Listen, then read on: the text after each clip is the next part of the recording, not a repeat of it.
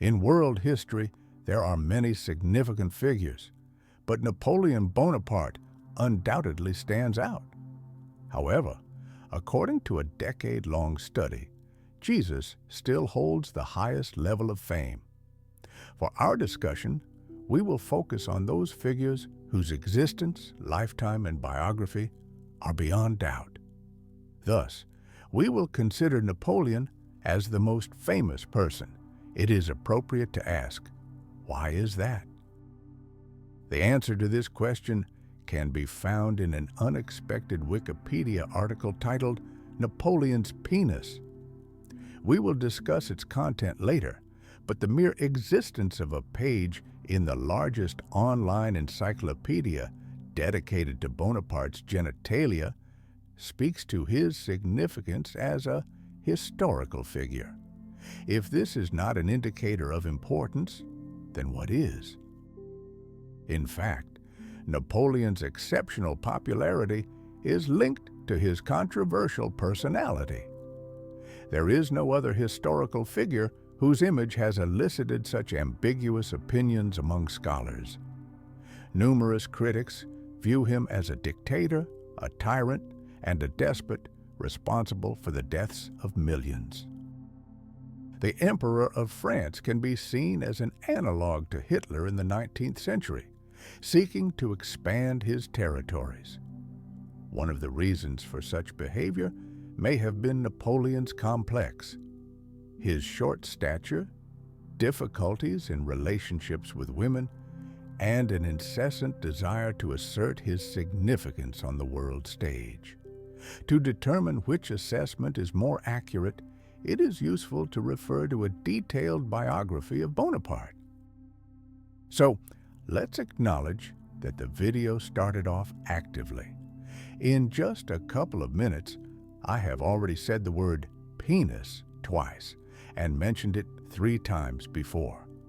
This video will be serious and based on numerous facts, including rare information as well as debunking common myths and misconceptions.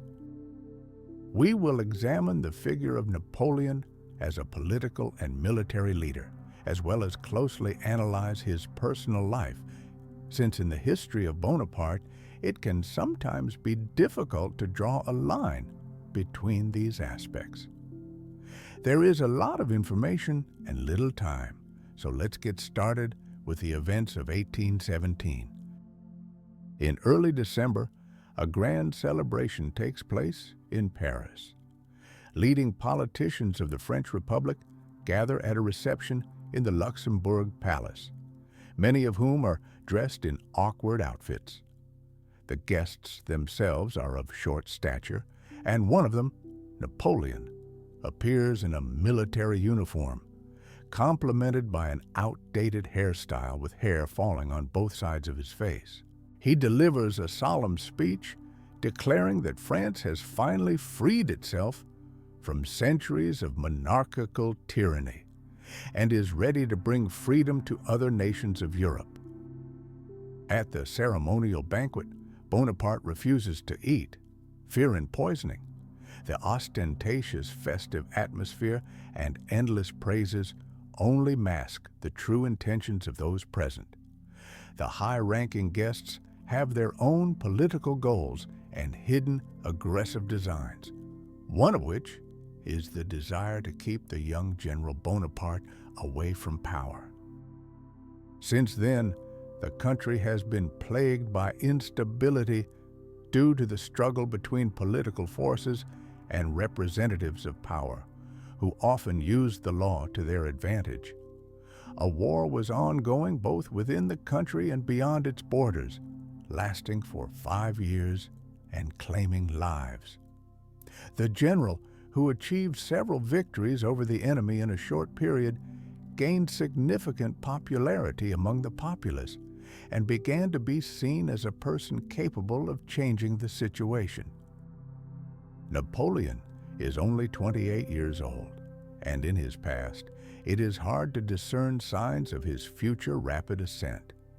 His success is a unique combination of historical circumstances, personal qualities, and luck. This man will soon have it all.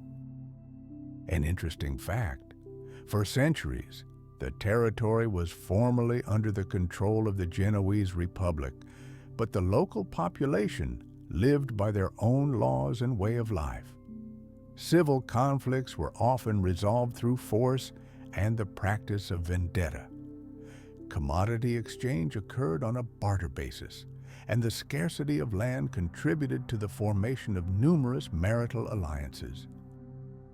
They can be considered represented in high society.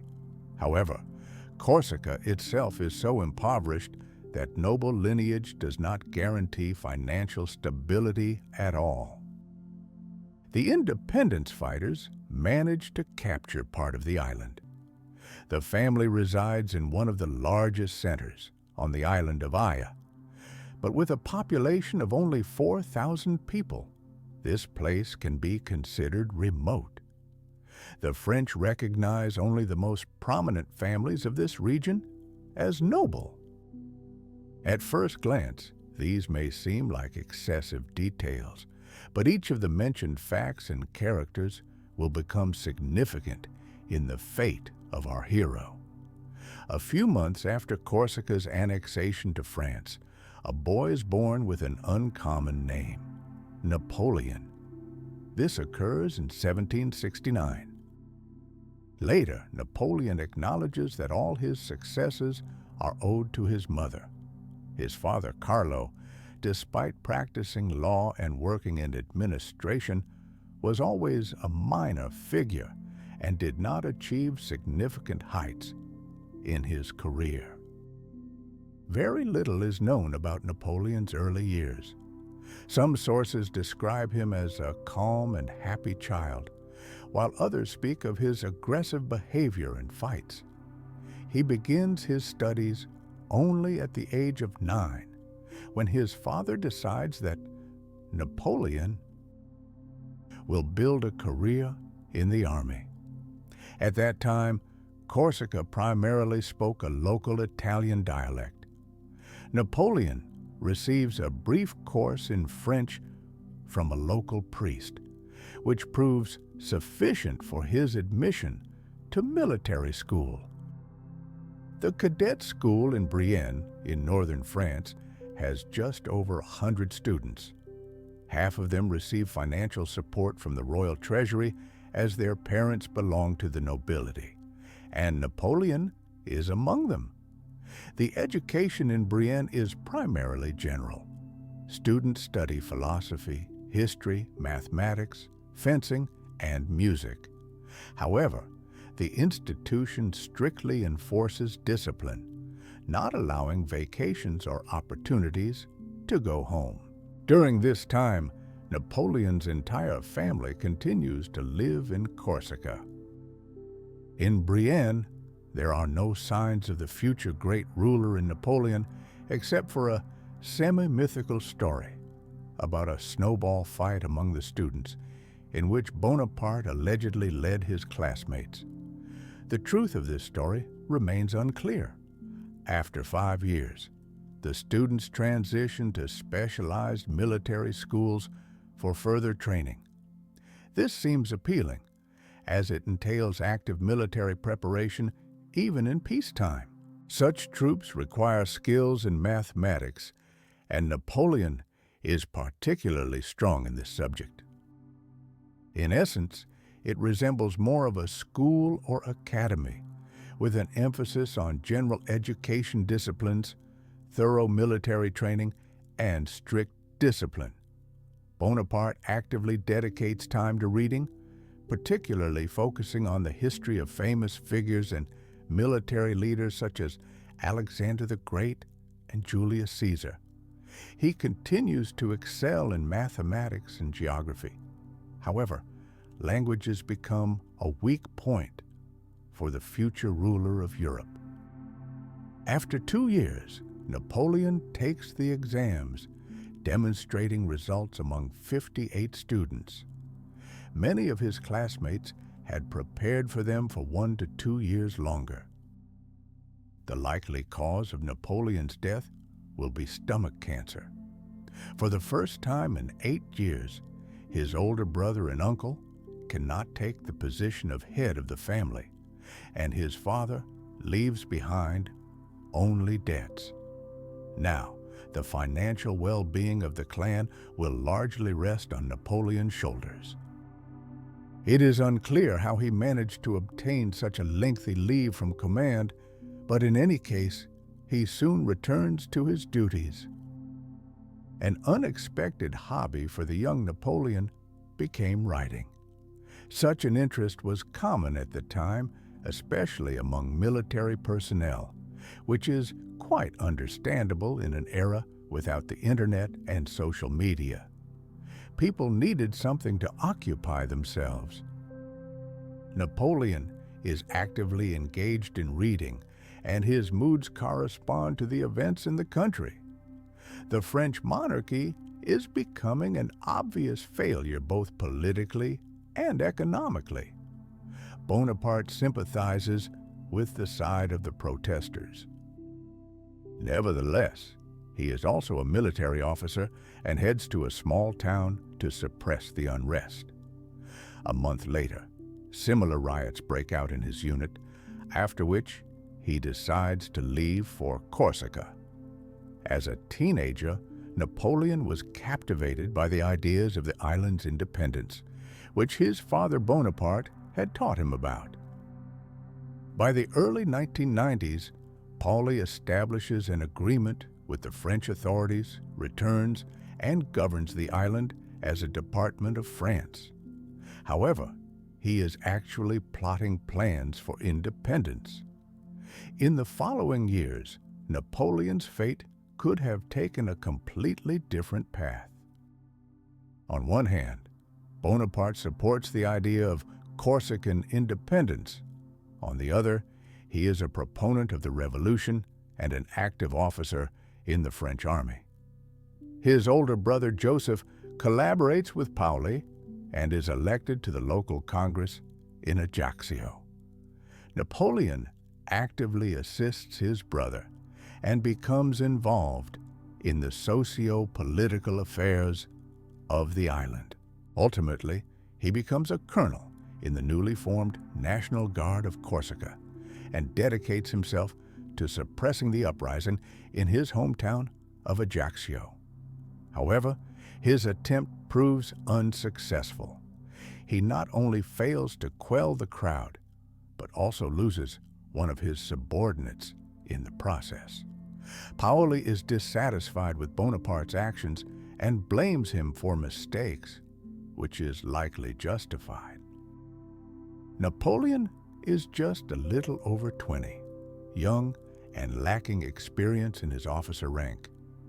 For several years, Bonaparte periodically travels to France, where he not only stays with his military unit, pleading for new leaves to return to Corsica, but also successfully receives a promotion. He is now a captain in the French army. Napoleon faces a choice: to dedicate himself to serving the young French Republic or to become a key figure in the struggle for Corsican independence. Fate, in a sense, is already beginning to shape his path. His relationship with Pauli gradually deteriorates, partly because Pauli is a supporter of England, the main enemy of the French. The situation escalates to the point where the entire Bonaparte family urgently needs to evacuate due to the threat of retribution from Pauli's supporters. Napoleon and his family moved to the south of France. During this time, the country is engulfed by a tragic event: the Great French Revolution, which, although it brings about significant changes, does not always manifest on the scale of its magnitude. The monarchy has fallen and the French Republic has been established. However, if you open articles about these events on Wikipedia in English or French, they are usually referred to simply as the French Revolution. One reason for this phrasing lies in the controversial nature of the associated atrocities. The use of the word great adds a positive connotation to the event. Local monarchs clearly do not like the fate of the French kings with their heads severed. However, as is well known, any crisis opens up new opportunities, and the biography of our hero is a vivid example of this. The revolution will have a significant impact on Napoleon's life. During this time, the Jacobins are actively operating throughout the country. Many members of the nobility fall victim to terror. They are dragged from their homes, robbed, and killed. Bonaparte is also part of the nobility, but fortunately, outside of Corsica, they remain largely unknown. By that time, one could already find oneself on the guillotine for such actions. Bonaparte constantly emphasizes that he was born after the island became French. I would like to remind you that the difference between these events is only a few months. Meanwhile, a coalition of European powers attacks France with the aim of restoring the monarchy.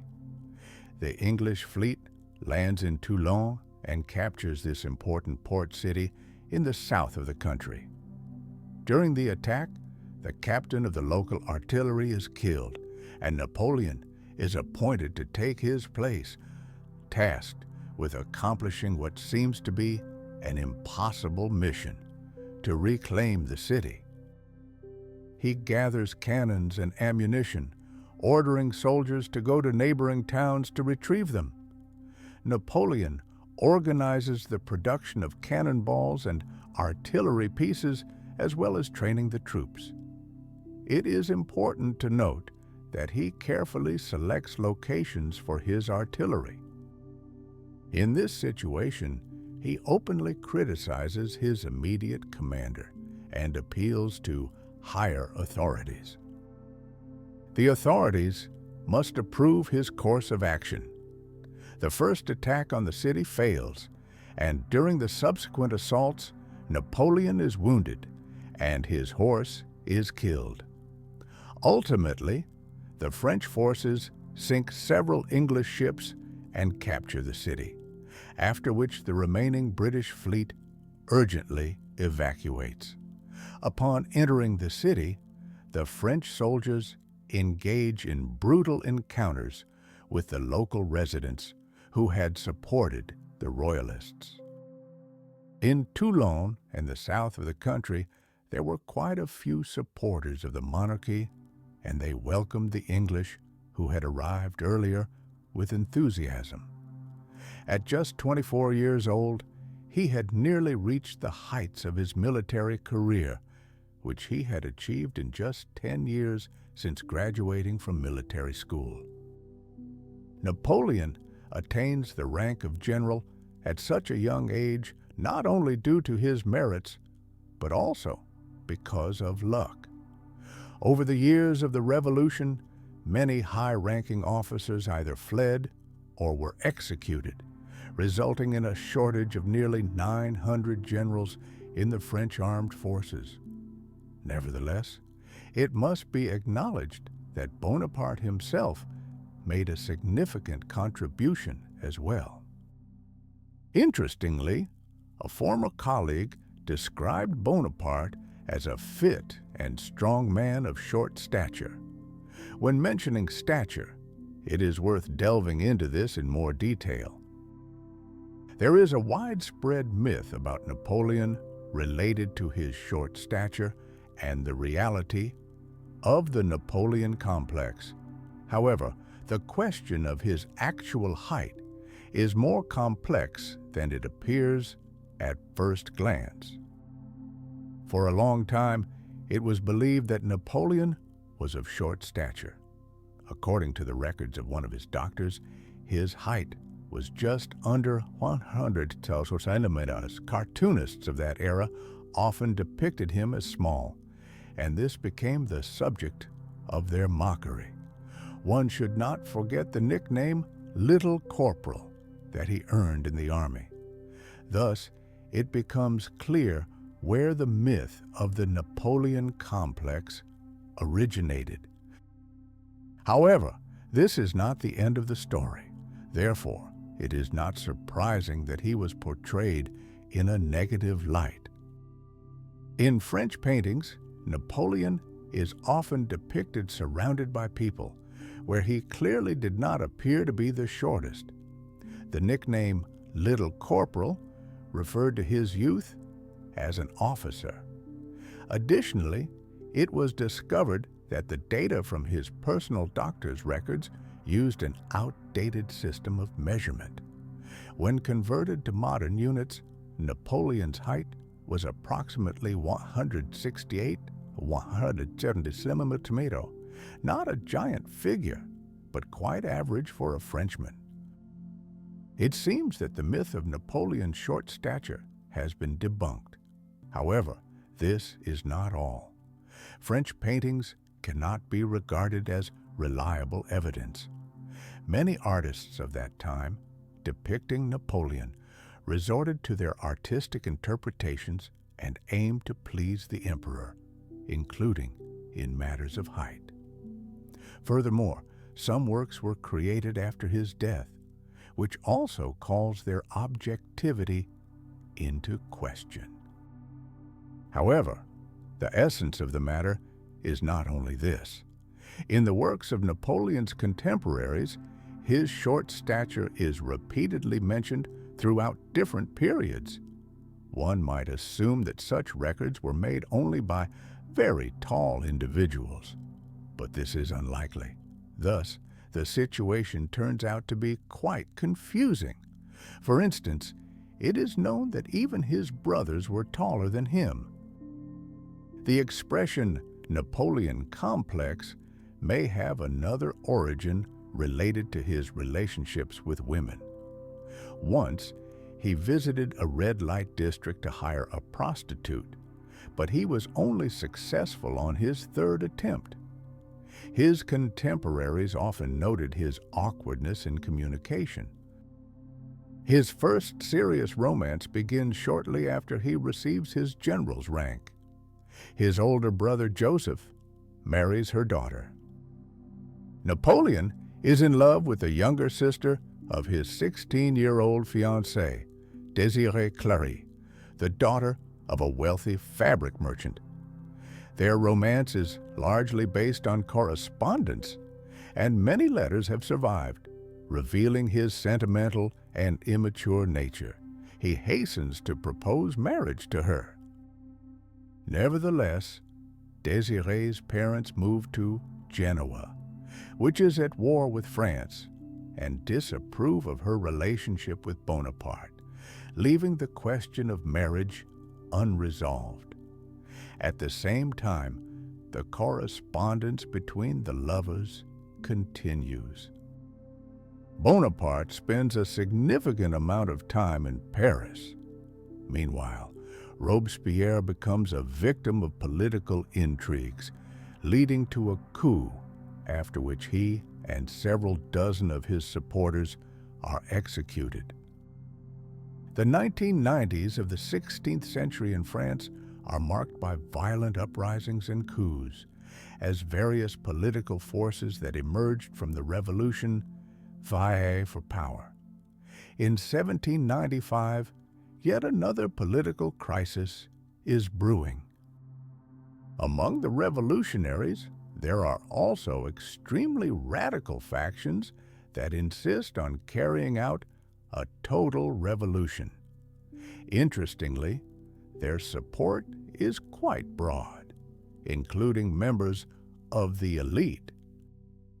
Supporters of the Republic, of course, cannot allow the restoration of the monarchy. For them, this means not only the end of their political careers, but possibly even a threat to their lives. There is a palpable sense of an impending uprising by the Royalists. The politician Paul Barras is responsible for suppressing the rebellion, but it is impossible to achieve this without military force. Barras needs a loyal general, yet he recalls that Napoleon was not his first choice. Napoleon does not have any sympathy for the existing authority. However, he is most irritated by the Royalists' approach to power, as all his career achievements are tied to the Revolution. The active phase of the Royalist uprising begins on October 5, 1795. The number of rebels is 4 times greater than that of their opponents. However, Napoleon positions the artillery and soldiers in such a way that an assault from the insurgents becomes impossible. They are forced to navigate through narrow streets, making them a vulnerable target. The uprising is suppressed, and Napoleon is appointed as divisional general, effectively duplicating the role of military governor of Paris. Barras realizes the need to strengthen the military presence in the city amid the crisis and food shortages, which pose a threat of new uprisings. Napoleon quickly adapts to his new role, aiding in maintaining order and implementing numerous reforms. And in his free time, he can often be seen at the theater. Upon hearing this, Napoleon dismounts from his horse, approaches the woman, and loudly asks those present who among them considers themselves thicker than Bonaparte. This scene elicits laughter from the audience. In fact, the woman from Paris is right to some extent. He skillfully creates wealth not only for himself, but also for the entire family.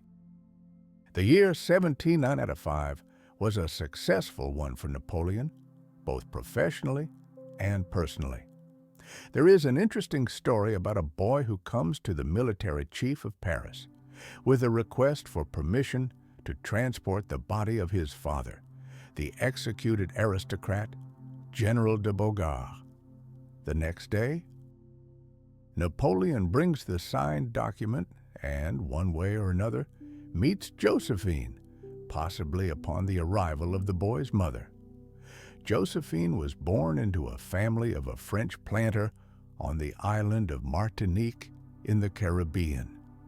Her marriage was far from ideal. Her husband was unfaithful and displayed cruelty. After the Revolution, he remained in power for a short time, was accused of treason, and executed.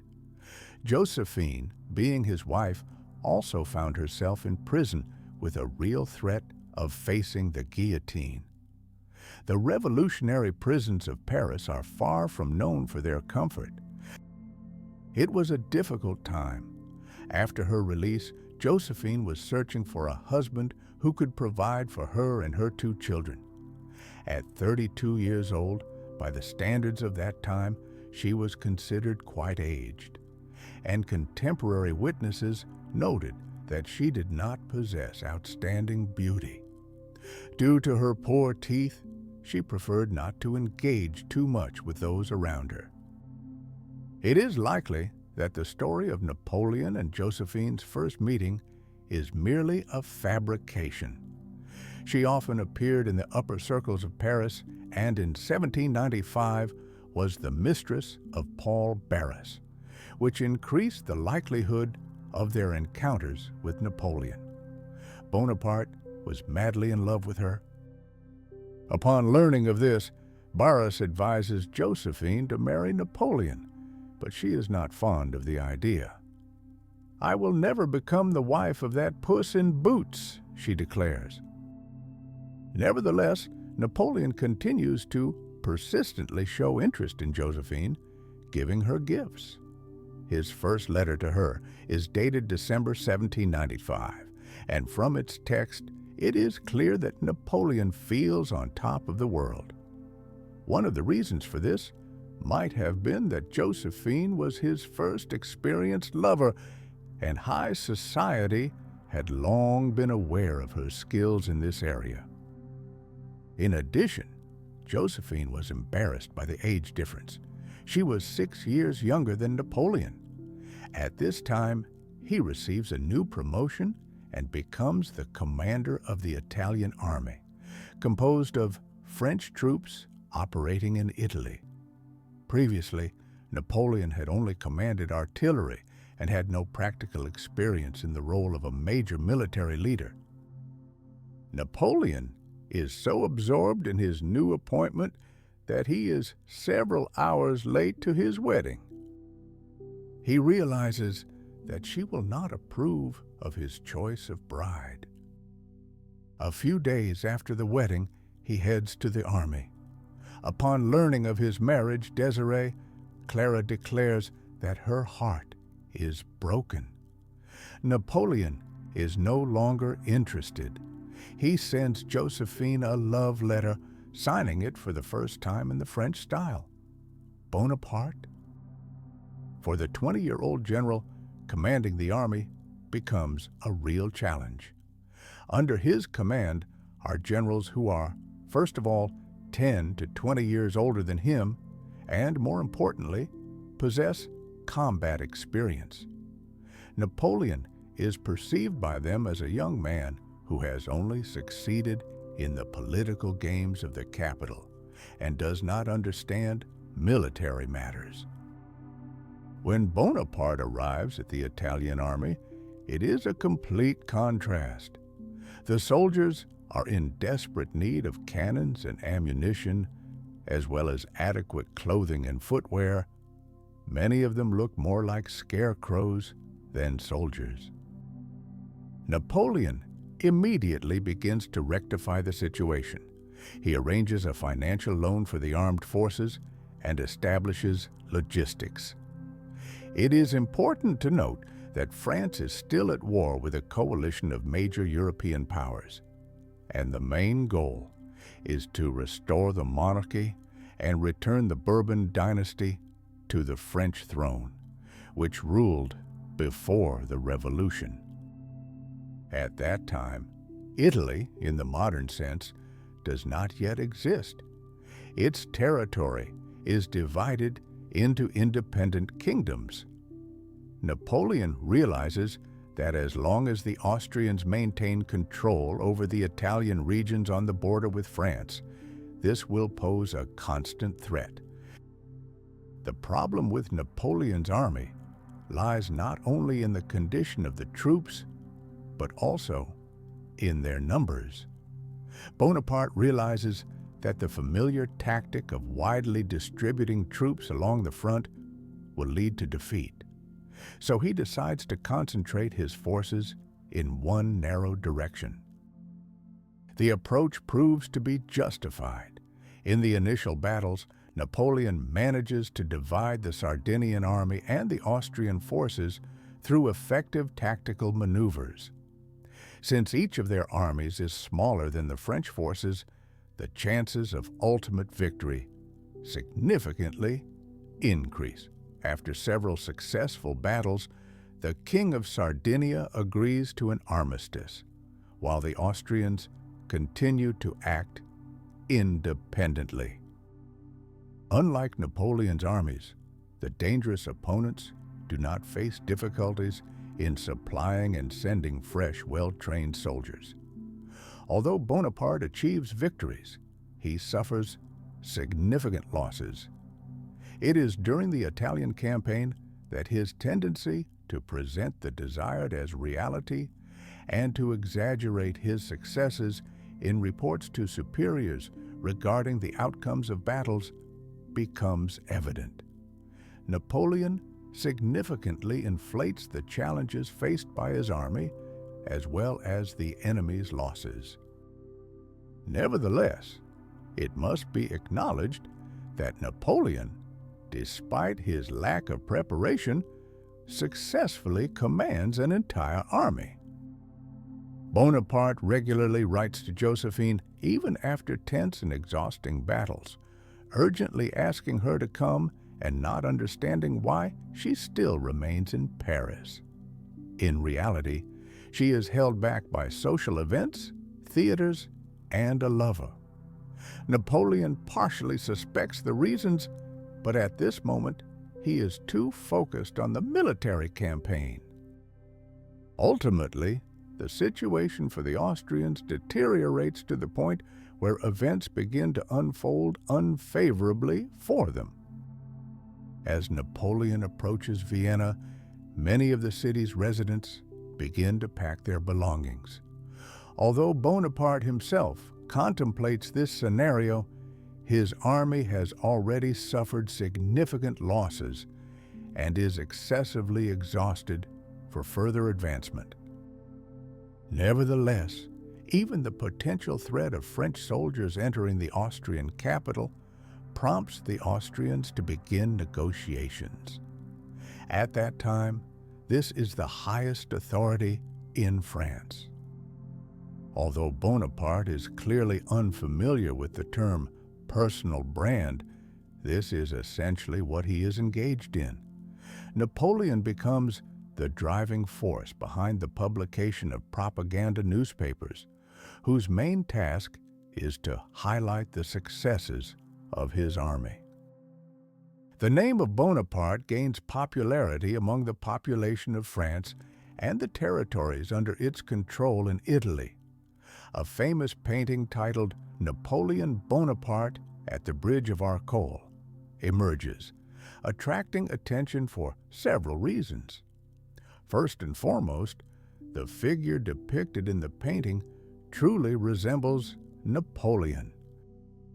By the end of the 16th century, it must be acknowledged that the artist significantly influenced the development of this art movement. Secondly, during the Battle of Arcole, Napoleon did indeed lead his troops. He displayed courage. However, according to various sources, he either did not reach the bridge at all or fell as soon as he stepped onto it, while the battle continued without his involvement. This once again highlights Bonaparte's successes in propaganda. Nevertheless, it is worth noting that Napoleon is an outstanding military leader, as he demonstrated both in the Italian campaign and subsequently. Even his most renowned critics today acknowledge his military talent. After a series of triumphant victories, Josephine finally arrives to see Napoleon, although she had long postponed her visit. She even deceitfully claimed in her letters that she was pregnant, but ultimately it became impossible to hide the truth, and she traveled to Milan, where she was ceremoniously welcomed as the wife of the hero. Napoleon does not hide his joy, but against the backdrop of rumors about a lover, he sometimes sends letters to his wife declaring that she means nothing to him anymore. Josephine's behavior can be understood by those who do not know the details of their relationship. While Napoleon and Josephine may resemble a modern-day Romeo and Juliet, the reality is far from it. He loved her, but she did not feel the same, and their romance would turn out to be more complex and interesting.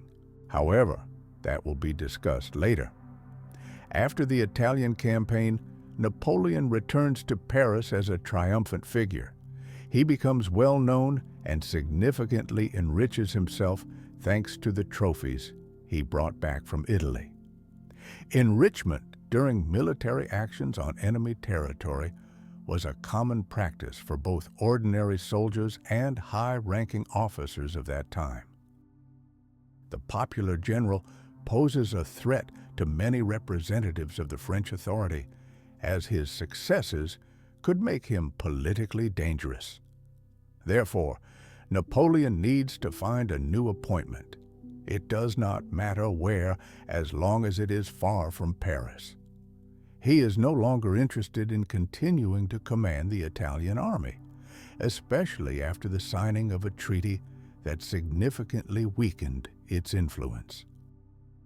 Napoleon conceived an attack on Britain, but soon abandoned this idea due to the strong English fleet. He then proposed to seize Egypt in order to weaken Britain's position in India. This idea received support from Foreign Minister Liren, who would later play a significant role in Napoleon's fate. His army consists of nearly 140,000 soldiers. In Egypt, Napoleon faces local inhabitants and a powerful military unit of Mamluks. Upon landing, Bonaparte aims to reach Cairo as quickly as possible and chooses the shortest route through the desert, which turns out to be a serious tactical mistake. His troops, unprepared for desert conditions, quickly become exhausted. Due to a lack of water, food, and unsuitable clothing, the soldiers suffer from the daytime heat and nighttime cold. To this, periodic attacks from the Mamluks are added. After a few weeks, the army reached Cairo.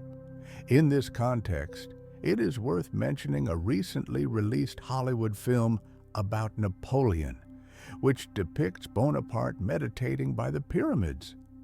This, of course, is a fictional episode. Many critics noted this scene also because Napoleon, in addition to his army, brought numerous scholars to Egypt for a thorough study of the country and its ancient monuments. Bonaparte himself was an educated and curious man who would not have destroyed the ancient landmarks of Cairo. Napoleon swiftly asserts his power and intends to make Egypt a French colony. However, outside of Cairo, his troops do not have good control of the situation. From the sea, they are attacked by the English, who successfully destroy almost the entire French fleet. Additionally, in other regions of the country, the power of the Mamluks and Turks remains strong. Bonaparte begins his advance toward Syria, which has brought him success on multiple occasions. However, circumstances do not always unfold favorably. During the assault on the city of Jaffa, the army suffers significant losses, but events continue to unfold. Will he be able to capture the city? Bonaparte sends a mission demanding capitulation, but the locals execute the envoy. Ultimately, Napoleon takes control of the city and orders the execution of 3,000 prisoners of war. By modern standards, this is considered a war crime. However, in the late 18th century, the morality of war was different. Nevertheless, such actions are still perceived as an expression of unwarranted cruelty. The next setback is Napoleon's attempt to capture Acre, which leads to the exhaustion of his troops. Additionally, he receives alarming news from France, where the country is experiencing a political and economic crisis. Bonaparte realizes that he should return to Paris. Another reason for Bonaparte's popularity was the people's fatigue with the current rulers. In the 10 years following the revolution, its achievements lost their relevance, and the highest echelons of power were filled with corrupt individuals pursuing only their own interests. Against this backdrop, the successful and popular general emerges as one of the clear candidates for seizing power. Members of the Directory, led by the Thermidorians, plot a coup to prevent the radical Jacobins from coming to power. In November 1799, they force the other directors to sign a resignation statement and dissolve the upper houses of the Legislative Assembly. A new constitution is adopted, allegedly supported by the people. Despite many votes being falsified, new governing bodies are established, among which the Consulate of Three stands out, with Napoleon becoming its head. Thus, at the age of 30, Bonaparte effectively becomes the leader of France. It remains unclear how Napoleon became the first consul of the three, whether he won this position through his own efforts or if he was temporarily appointed with the possibility of later changing the consuls. However, this will never actually happen. The Corsican with provincial roots always dreamed of more.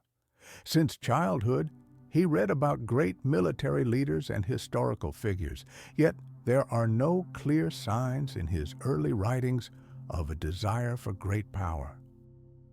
In his reflections, one can indeed find ideas about the necessity of dictatorial power to restore order and ensure stability. However, this does not indicate that he meant himself or that his ambitions extended beyond the army. The fact that he becomes the head of state at the beginning of the 19th century is the result of numerous circumstances. After the coup, the French Republic adopts a presidential model, where the fullness of power is concentrated in the hands of the first consul. Nevertheless, according to the design of the Thermidorians and other conspirators, they intended to control the first consul and thus govern the country.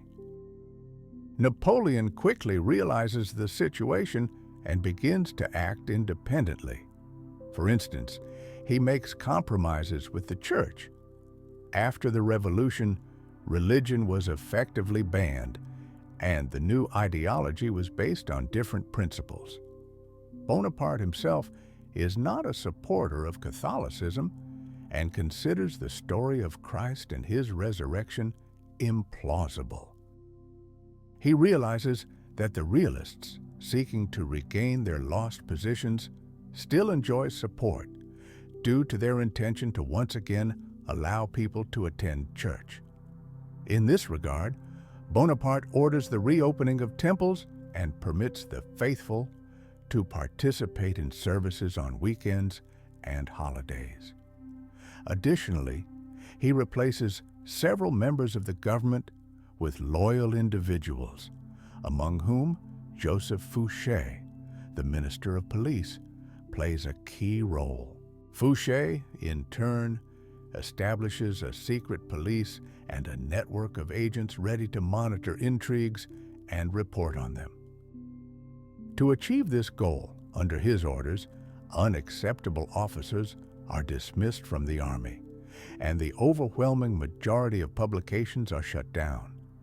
Among those that remain, only a couple are of little significance, created to give the illusion of freedom of speech. However, controlling a few publications is significantly easier than managing dozens. If I grant full freedom to the press, I will not be able to maintain power for 3 months, asserts Bonaparte. If you believe that this question has been definitively resolved by historians over the past 200 years, you are mistaken. Napoleon also takes a symbolic step by moving to the Tuileries Palace, which previously served as the residence of French monarchs. Immediately, he orders the removal of all revolutionary graffiti. His routine largely remains conservative. Then he begins to work with documents and meets with ministers.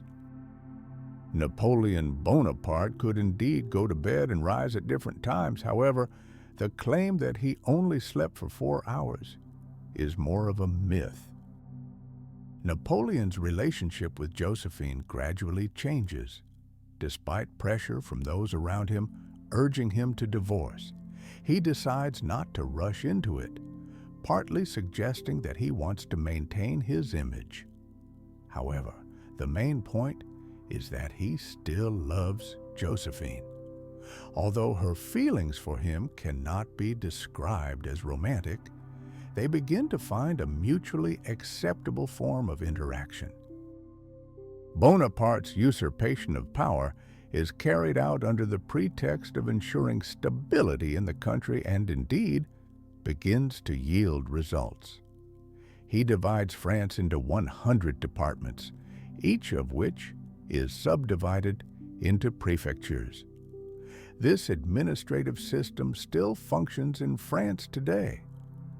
In the 16th century, the French treasury faced the threat of bankruptcy, and to stabilize the situation, part of the state property was sold, and new taxes were introduced. Additionally, the Bank of France was established, becoming a key regulatory body of the financial system. Just as Rousseau, the philosopher who influenced Bonaparte, defined the concepts of tyrant and despot, noting that a tyrant may violate laws to gain or maintain power, while a despot places himself above the law. In 1800, Napoleon is undoubtedly a tyrant, but not a despot. An important aspect of his pursuit of stability is the end of conflicts with European monarchies. Initially, he attempts to achieve peace with England, then with Austria, but neither country is willing to cease hostilities. Therefore, Napoleon prepares for military action, directly inspecting the troops and participating in battles, a rare approach for a head of state, who typically delegates these responsibilities to generals. Napoleon's forces achieve significant victories over Austria, allowing France not only to guarantee security along its borders, but also to strengthen its influence in Europe. Napoleon signs a peace treaty with Austria, and a year later, with Britain. However, these agreements have little impact on the European monarchies. The existence of the French Republic poses an existential threat, and countries in Europe attempt to counter Napoleon not only on the battlefield, but also through actions within France. The descendant of the Bourbon dynasty, Louis Gastier, is in England and hopes to reclaim the French throne at the first suitable opportunity. Over the following years, there were about 30 assassination attempts on Napoleon's life, ranging from knife attacks to attempts to orchestrate explosions. Many of these conspiracies were orchestrated by Bonaparte's enemies, but all of them proved unsuccessful. Napoleon was fortunate, and Police Inspector Fouché also performed his duties effectively. Napoleon attempts to suppress information about the assassination attempts, believing that it would damage his image. During this time, Bonaparte is also developing what will become one of the most significant achievements of his rule, the Civil Code. Before Napoleon, France had numerous fragmented laws.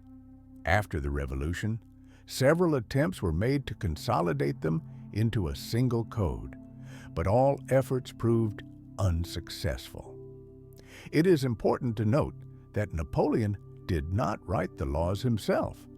In fact, he was not involved in their drafting at all. Sometimes he put forward quite unusual ideas. For example, when discussing the birth order of twins, Bonaparte suggested that the one who entered the mother's body first should be considered the first, meaning that the one who emerged second rightfully holds the title of the first child. One could not help but admire him, such ironclad logic. Seriously speaking, outside of military campaigns, Napoleon's main achievements were his abilities to find competent specialists and motivate them to work effectively. Among his significant reforms is also the field of education, primarily school education. For a long time, it had been under the control of the church, but by Napoleon's decree, many primary and secondary schools were opened in the country, as well as lyceums. In a short period, Bonaparte significantly transforms the country, improving many aspects and establishing relative stability. He has support both among the elites and ordinary citizens. However, it should be remembered that initially, the consuls were elected for a temporary term, lasting only a few years. Overall, at that time, there was no reason to assert that Napoleon was planning a complete usurpation of power. However, over time, circumstances begin to change. It soon becomes clear that Napoleon is aiming for more, specifically for a lifelong consulship. This raises the next question: what will happen if he is killed? There have been numerous attempts to remove Napoleon from power. In such a situation, it is essential to consider the possibility of appointing an heir. As a result of a popular plebiscite, Napoleon was proclaimed lifelong consul with the right to designate his successor. Nevertheless, this does not change the overall outcome. Despite the existence of a parliament and the illusion of democracy, these institutions are effectively under Napoleon's control. Shortly after this, in 1803, war with England begins. The country forms a new coalition against France, with Russia and Austria becoming its main allies. At the same time, a new conspiracy against Napoleon, involving several high-ranking politicians, is successfully thwarted. Against the backdrop of external and internal threats, the idea arises among Napoleon and his circle to effectively make his power absolute and proclaim him emperor, turning Bonaparte into a monarch.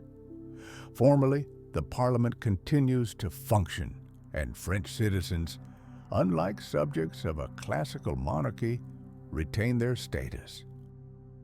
However, this is not enough for Bonaparte. He requires divine approval, that is, a coronation. To achieve this, he seeks to hold a church ceremony with Josephine, as their marriage had previously been only civil. The coronation takes on special significance. Napoleon cannot be consecrated to such a rank by the Pope as was customary for monarchs. This would imply that Bonaparte receives his power from the Pope, and thus from God. Therefore, Napoleon himself places the crown first on his own head and then on Josephine, becoming Emperor Napoleon. At the same time, military actions beyond France do not cease. At the end of 1805, Napoleon achieves a decisive victory at Austerlitz over the combined forces of Austria and Russia, overcoming a significant advantage held by the enemy, and hastens to sign a peace treaty with Austria. Some marshals of his army express dissatisfaction, as this has hindered them from pursuing the troops of Emperor Alexander of Russia. For Napoleon, it is essential to quickly conclude a peace treaty, as the ongoing military actions significantly deplete the French budget, causing considerable discontent within the country. The state of the treasury has deteriorated to such an extent that Bonaparte begins to personally oversee the accounting of candles in the palace. One of his brothers becomes the King of Naples, while another becomes the King of Holland. Attempts to reach an agreement with Britain and Russia prove unsuccessful, although relations with Russia hold potential for dialogue. Initially, Tsar Alexander even showed a certain sympathy towards Napoleon. One of the reasons for the tension between Russia and France is Poland. Military actions between these countries proceed with varying success and significant losses, ultimately leading to the signing of the Treaty of Tilsit in 1807. In addition to his successes on the international stage, Napoleon also finds personal happiness. In Warsaw, he meets the 20-year-old Polish Countess Maria Louis, with whom he begins a long romance, becoming one of the two significant romantic relationships in Napoleon's life, filled with genuine emotions. In France, Napoleon is received as a true triumphant. The country sees the emergence of several thousand new princes, counts, and dukes, many of whom come from the lower classes of society. It was previously hard to imagine that the son of a farmer could become a marshal or a duke. Now, such opportunities arise due to various military or state merits. It seems that around this time, directly before Napoleon, a reassessment of his greatness and successes begins to emerge. He forgets that his most important achievement outside the battlefield is the work of his team. Now, he seeks to control everything himself and make decisions that please only him. One of Bonaparte's main mistakes is the dismissal of his longtime foreign minister, Talleyrand. Now, Napoleon seeks to manage foreign policy on his own, but despite his outstanding tactical abilities on the battlefield, he is not a skilled strategist. He lacks the foresight to accurately predict the situation. As a result, he decides to elevate his brother Joseph to the throne. Napoleon does not yet realize that considering allies as his vassals is a flawed strategy that could ultimately leave him without allies. His actions in the fight against Britain also harm them, as he attempts to weaken the country economically by closing all European ports to British ships, which negatively impacts the economies of his allies as well. At the same time, he contemplates establishing a dynasty and forming alliances with influential monarchies in Europe, seeing Russia as the best option for strengthening the alliance against Britain. Tsar Alexander has two unmarried sisters, but he and his mother are in no hurry to consider Napoleon's proposals and are stalling. Gradually, realizing that a positive response is unlikely, Napoleon begins to turn his attention to Maria Louise, the daughter of the Emperor of Austria. Before this, Austria had once again suffered defeat at the hands of France and became an ally of Napoleon. As a result, the Austrian emperor agrees, and 19-year-old Maria Louise becomes empress, earning mutual affection. The day before, Napoleon had divorced Josephine. She took the news hard, although she was partially prepared for it, as they had no children, and Bonaparte, who aspired to imperial ambitions, needed an heir. Napoleon acquires several houses for Josephine and provides for her financially. At just over 40 years old, he gradually loses his former energy, gains weight, and becomes less active. There is a theory that he was already experiencing problems with his pituitary gland, a small part of the brain responsible for metabolism, hormones, and other functions.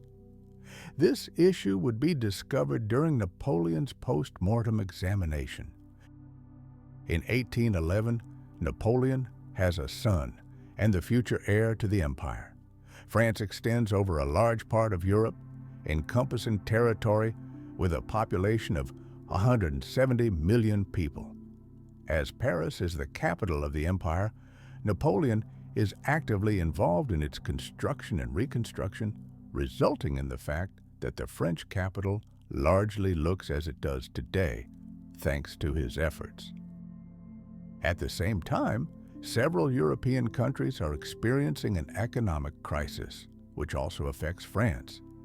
However, the main concern is that everyone realizes the growing threat of a new war, this time between Russia and France. Napoleon seemed to be striving to restore the Polish kingdom. Additionally, he supported Sweden in its attempts to regain lost territories in Finland.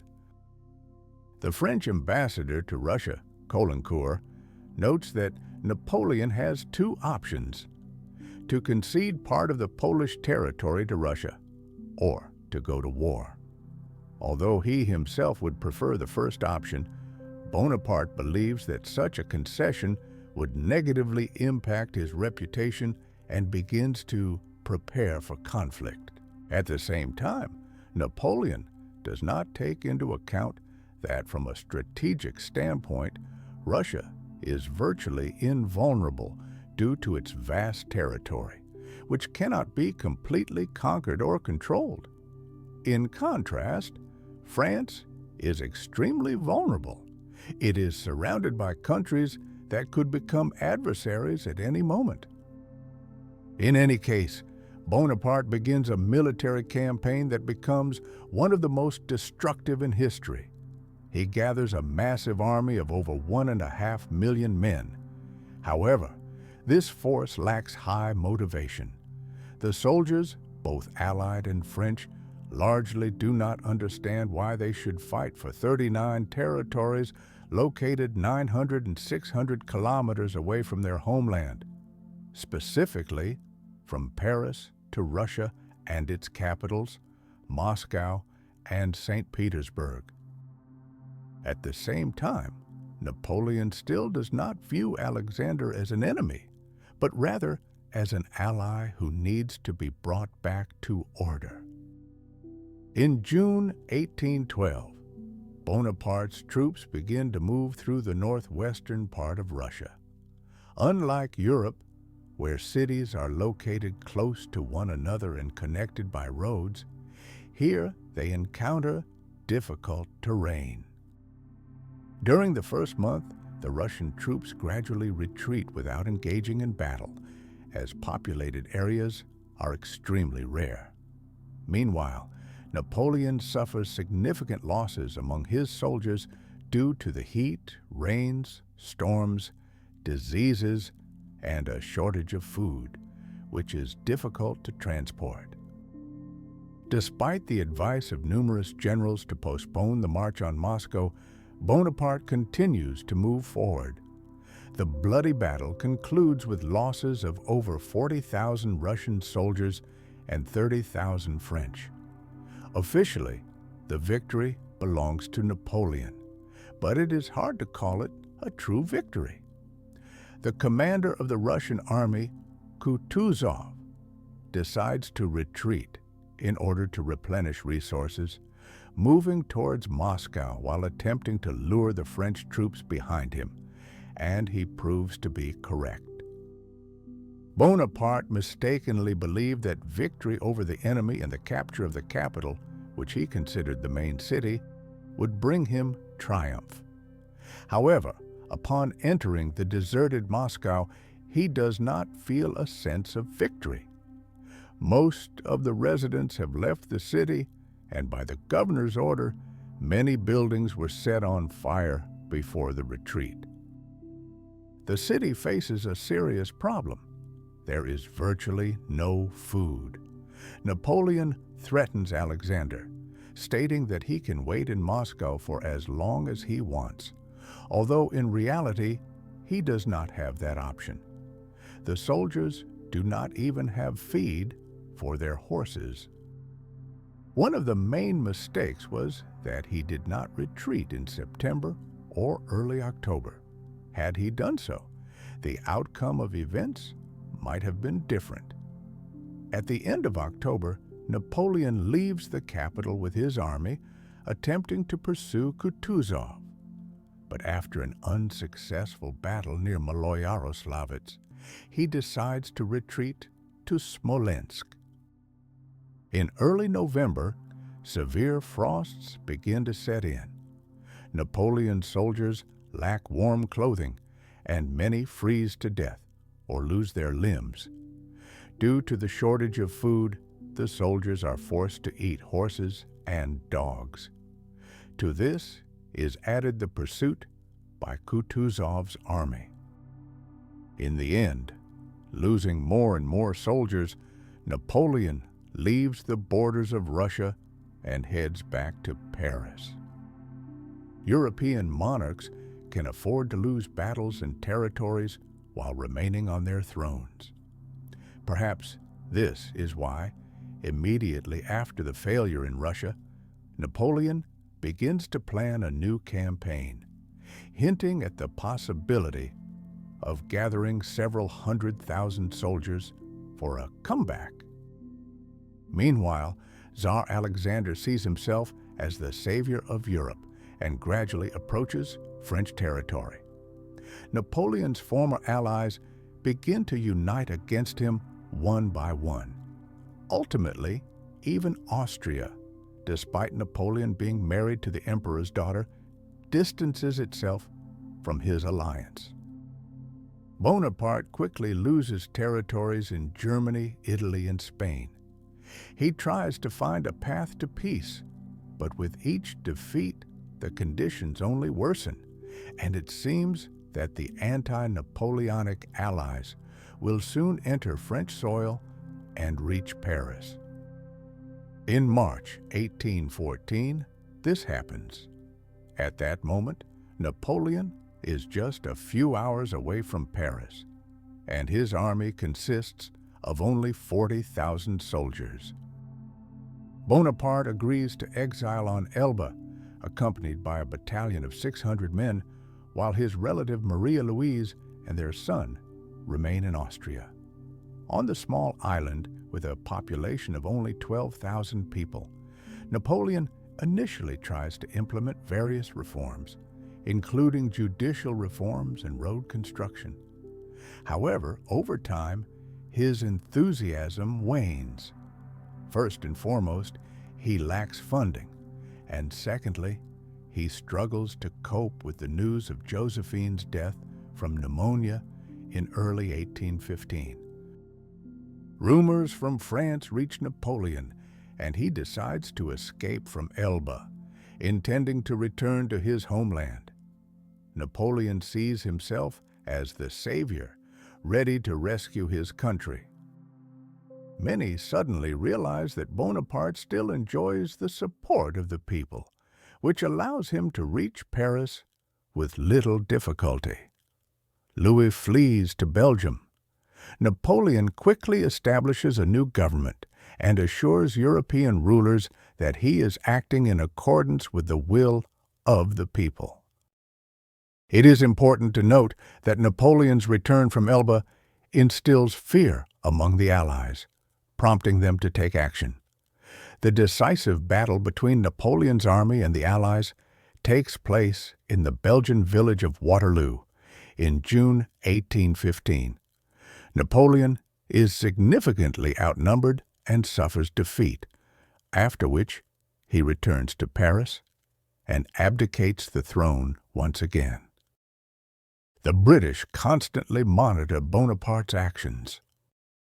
He lives in a modest house with a few servants. However, due to the island's location, he suffers from a constant shortage of fresh produce, which is difficult to transport from Africa.